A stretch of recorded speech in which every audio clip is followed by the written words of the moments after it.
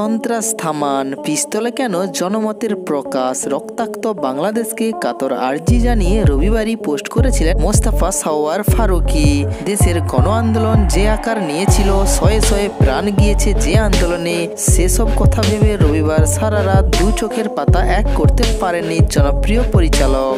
সোমবার দুপুরে শেখ হাসিনা প্রধানমন্ত্রী পদে ইস্তফা দিয়ে বাংলাদেশ ছাড়তেই মুজিবফর কন্যাকে কড়া ভাষায় আক্রমণ করলেন ফারুকী। ছাত্র আন্দোলনের প্রথম থেকেই ব্যক্তিগত অবস্থান বুঝিয়ে দিয়েছিলেন পরিচালক। তিনি যে বাংলাদেশের যুব প্রজন্ম এবং পড়ুয়াদের পাশে রয়েছেন, একাধিক পোস্টে সেটা স্পষ্ট করে দিয়েছেন।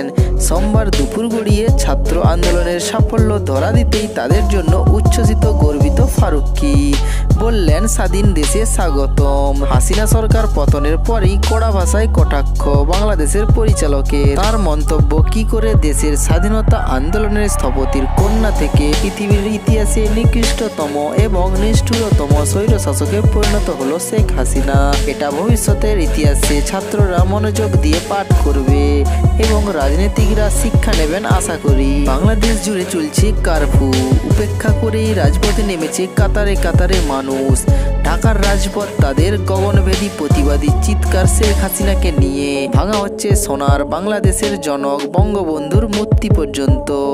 পদ্মাপাড়ের ইতিহাসে এমন কালো দিন সম্ভবত আসেনি। গোটা দেশ সেনাবাহিনীর দখলে, অন্তর্বর্তী সরকার গড়বে সেনা। বাংলাদেশের জনতার এমন একতাকে কুর্নিশ জানালেন পরিচালক মোস্তফা সরওয়ার ফারুকী।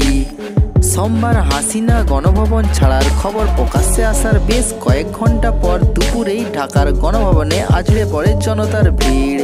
দখল নিয়ে নেওয়া হয় গণভবন, চলে ভাঙচুর। সেই ঘটনার একাধিক ভিডিও সোশ্যাল মিডিয়া ভাইরাল হয়েছে। এদিকে পরিস্থিতি যে পথে যাচ্ছে তাতে সিঁদুর মেঘ দেখছে নয়াদিল্লি।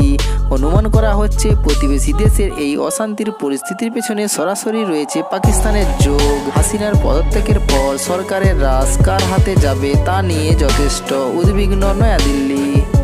তো বন্ধুরা, এই ভিডিওটি যদি আপনাদের ভালো লেগে থাকে তাহলে আমাদের এই চ্যানেলটিকে লাইক, শেয়ার, কমেন্ট করবেন এবং সাবস্ক্রাইব করতে ভুলবেন না। ভিডিওটি শেষ পর্যন্ত দেখার জন্য ধন্যবাদ।